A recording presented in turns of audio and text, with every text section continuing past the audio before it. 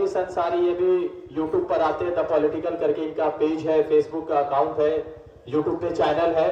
वो आपके बीच अपनी बातें रखेंगे। उसके बाद इंशाल्लाह हमारे पास H&M का एक ब्रांड का टी शर्ट है, और ये इसलिए जरूरी है कि हम एक पैगाम दे सके कि H&M को हम जला रहे हैं, और अगर तुम इस तरह से हरकत बंद नहीं करोगे तो H&M को फैक्ट्री को भी जाके आग लगा दिया जाएगा।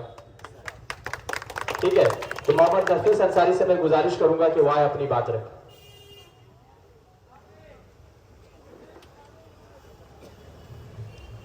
अस्सलामु अलैकुम वरहमतुल्लाहि वबरकातुहू। अल्हम्दुलिल्लाहि रब्बिल आलमीन वस्सलातु वस्सलामु अला सय्यिदिल मुरसलीन व अला आलिहि अस्हाबिही अजमईन, अम्मा बाद। आए दिन ये खबर बहुत आम हो चुकी है कि लोगों ने कुरान को जलाया है। हर रोज जब हम ऐसी वीडियो को देखते हैं तो हमारे सीने में तकलीफ होती है, झंझना जाते हैं एकदम से, फिर रील को आगे बढ़ाकर कुछ और देखने लग जाते हैं। पर कभी ये नहीं सोचते कि उसने कुरान जलाया क्यों। उसका सबसे बड़ा रीजन ये नहीं कि वो कुरान को गलत समझ रहा है, सबसे बड़ा रीजन ये है कि वो मुसलमानों को गलत समझ रहा है। आज दाढ़ी, टोपी, पंजाबी, पजामा, खान, ड्रेस सब कुछ मुसलमान पहन रहा है इस्लाम के नाम पर, लेकिन उन सब के साथ चोरी भी कर रहा, डकैती भी कर रहा, झूठ भी बोल रहा, दूसरे पार्टी की दलाली भी कर रहा, और दलाली में कत्ल गारत भी कर रहा। 2 अरब इस दुनिया में मुसलमान है, 2 अरब 25 करोड़ भारत में। लेकिन आज कितने हिंदू ऐसे भाई हैं जो मुसलमानों का अमल देखकर इस्लाम कबूल कर रहे हैं? कितने लोग हैं? और जो लोग मुसलमानों को देखकर कुरान जला रहे हैं वो तर्क देते हैं, मैंने खुद डिबेट में भी सुना है, जी न्यूज में, आज तक में, इस्लाम में औरतों की कोई इज्जत नहीं है। सच बात है क्या? नहीं। सच बात है? नहीं।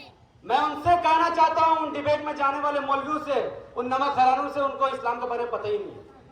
इस्लाम उस वक्त आया, कुरान उस वक्त नाज़िल हुआ जब 1400 साल पहले लड़कियों को लड़की होने की वजह से जिंदा जमीन में दफनाया जा रहा था। तब कोई रोकने वाला नहीं था, क्योंकि वो काम भगवान को खुश करने के लिए किया जा रहा था। उस वक्त जिन देवी देवताओं की पूजा की जाती थी उनको खुश करने के लिए बेचारी एक मासूम लड़की की क्या गलती है? उसको जमीन में जिंदा गाड़ दिया जाता था, खुद उसका बाप उसको दफनाता था। लेकिन नबी करीम सल्लल्लाहु अलैहि वसल्लम को 40 साल की उम्र में अल्लाह सुब्हानहू व तआला ने नबूवत दी और उनको फरमाया कि उनको इस काम से रोको। अल्लाह सुब्हानहू व तआला ने कुरान नाज़िल फरमाया, और उसी कुरान ने बताया, जिस कुरान को तुमने जलाया है उस कुरान में अल्लाह सुब्हानहू व तआला ने बताया कि वो लड़की मासूम है, उसको मत जलाओ, उसको मत दफनाओ। क्या तुम्हें इस बात से तकलीफ है? तो तुम इंसान ही नहीं। लोग कहते हैं कि इस्लाम में देखो अय्याशी है। कमलेश तिवारी एक व्यक्ति था उत्तर प्रदेश का, उसने नबी करीम सल्लल्लाहु अलैहि वसल्लम को नाउजुबिल्लाह अय्याशी कहा। उसने कहा कि नबी करीम सल्लल्लाहु अलैहि वसल्लम का जो नबी है, रसूल है, वो अय्याश है। क्यों? क्योंकि उसने इतनी शादियां की है और ना जाने किसने उसका मर्डर कर दिया। उस बात की भी हम लोग निंदा करते हैं, क्योंकि इस्लाम में खून और गारत की कोई जगह नहीं है। लेकिन सवाल ये पैदा होता है कि गैर मुस्लिम ने हमारे नबी को अय्याशी कैसे कह दिया? क्योंकि उसको समझ ही नहीं है। 1400 साल पहले जब एक औरत का हस्बैंड इंतकाल हो जाता था और वो विधवा कहलाती थी, समाज में उसको कलंक कहा जाता था। कहता है कि ये मांगलिक है, ये कालंकी है, ये मनहूस है। उसको छोटा सा कमरा में बंद कर देते थे। जिस समाज में औरत को मनहूस समझा जाता था, जिस विधवा को अपमान किया जाता था, नबी करीम सल्लल्लाहु अलैहि वसल्लम ने 1400 साल पहले ऐसी विधवाओं से निकल करके उनको उम्मत का मां बना दिया। और क्या चाहिए? इस दुनिया में इस्लाम ने जितना औरत को इज्जत दी, इस दुनिया के किसी भी धर्म ने नहीं दी। किसी धर्म ने, इस्लाम में किसी धर्म ने औरतों को प्रॉपर्टी में राइट नहीं दिया। अब किसी भी धर्म में चल जाओ, औरत को उसके बाप के प्रॉपर्टी में राइट ही नहीं है, पर इस्लाम ने कहा कि औरत का भी एक हिस्सा है। क्या इस बात से तुम्हें तकलीफ है? और कुरान में ऐसा क्या लिखा है कि तुम कुरान को चला रहे हो, कुरान की भी हुर्मत कर रहे हो? कुरान में जानते हैं क्या लिखा? कुरान लिखा झूठ मत कहो। सूरह बनी इस्राइल में अल्लाह सुब्हानहू व तआला ने फरमाया कि अपने माँ बाप को उफ मत कहो। हम उस देश और उस समाज में रहते हैं जिस समाज में ओल्ड हाउस में चले जाइए, लोग अपने माँ बाप को छोड़कर चले गए। डॉक्टर है, माँ बाप ओल्ड हाउस में पढ़ा हुआ, इंजीनियर है, माँ बाप ओल्ड हाउस में पढ़ा हुआ। लेकिन इस्लाम और कुरान ये कहता है कि तुम अपने माँ बाप का सम्मान करो, उनसे उफ भी मत कहो, और उनके कमरे में भी जाते हो तो इजाजत ले करके जाओ।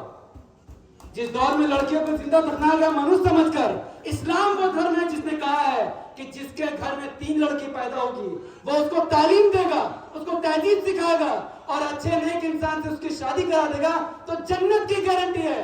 तो बताओ लोगों, 2 धर्म तुम्हारे दरमियान मौजूद है, जो कहता है कि लड़की को मनुष्य समझो, अपने मुंह को उतार लो, और एक इस्लाम कहता है कि लड़कियों को पढ़ाओ लिखाओ, अच्छे व्यक्ति से शादी कराओ। कौन सा धर्म अच्छा है? और आज उसी धर्म को टारगेट किया जा रहा है। तुम कितने कुरान चलाओ, कुरान चलाने से क्या होगा? स्वीडन में कुरान चलाया, 2 दिन पहले किसी और ने इस्लाम कबूल कर लिया। एक एंड्रू टेट नाम का एक आदमी है जिसकी जिंदगी का मकसद था कि वो इस्लाम को खत्म कर देगा। उसने क्या मकसद किया? इस्लाम को खत्म करने का मकसद था उसका, क्योंकि वो मुसलमानों को दिखता था मुसलमान टेररिस्ट है, मुसलमान लड़ाई कर रहा है। फिर उसने पड़ताल किया, उसने कहा कुरान को पढ़ के चलाऊंगा। लेकिन जब उसने कुरान को पढ़ा, कुरान को समझा, और आज अल्हम्दुलिल्लाह 2 महीने पहले वो इस्लाम कबूल कर चुका। तुम एक कुरान चलाओगे वहां हजारों लोग इस्लाम को कबूल कर लेंगे। और मैं अपने कम्युनिटी के लोगों से क्या कहूं, स्वीडन की सरकार अगर कुरान चलाने की इजाजत देता है तो हम स्वीडन का क्या बिगाड़ सकते हैं? हमारे देश में 25 करोड़ मुसलमान है भाई साहब, सऊदी से ज्यादा, दुबई से ज्यादा, कतर, बहरीन, ओमान से ज्यादा। पूरी दुनिया में सबसे ज्यादा मुसलमान तीसरे नंबर में भारत में। लेकिन 25 करोड़ मुसलमान नकारे, बेकार, कोई काम के लायक नहीं है। ऐसा लगता है कि भारत में मुसलमान ही कहीं कोई मुसलमान ही नहीं है, क्योंकि हम एक नहीं है। शिया, सुन्नी, बरेलवी, अहले वादी सब एक दूसरे से लड़ाई कर रहा है। सारे मेंबर में ऐसे मौलवी बैठे हुए हैं जो कुरान की तालीम देने की जगह ये बता रहे थे किताब में ये लिखा, उसी किताब में ये लिखा। पर मैं आपको सॉल्यूशन देकर ही जाऊंगा।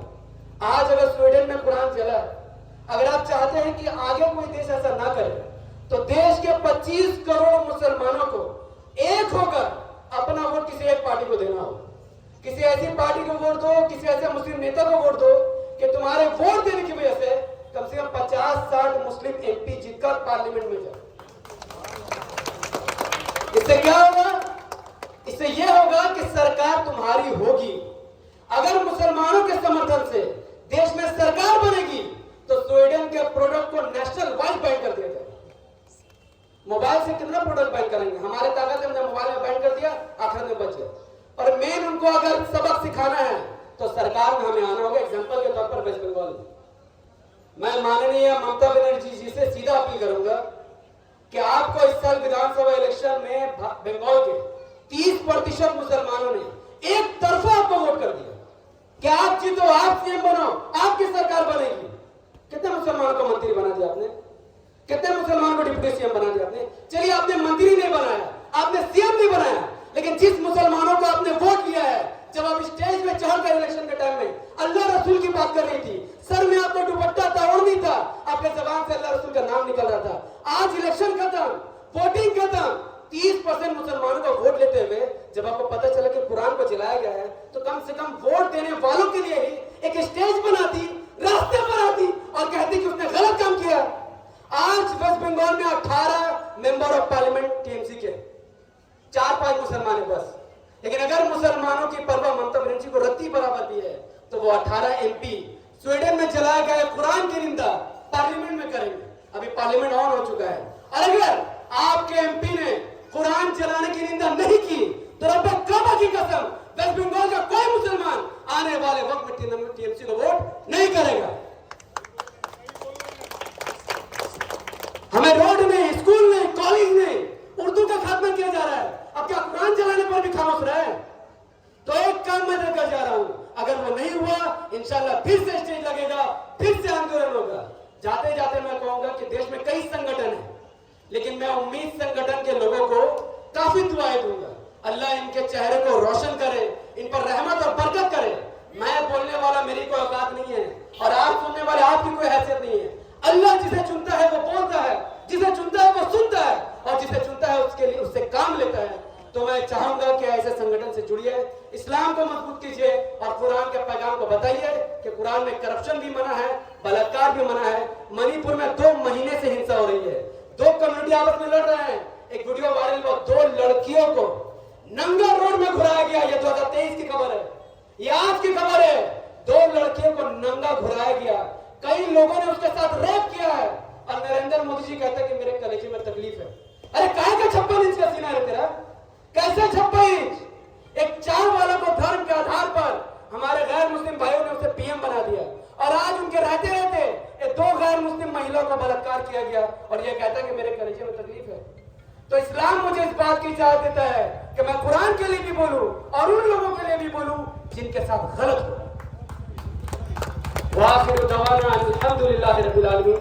अस्सलामु अलैकुम व रहमतुल्लाहि व बरकातहू।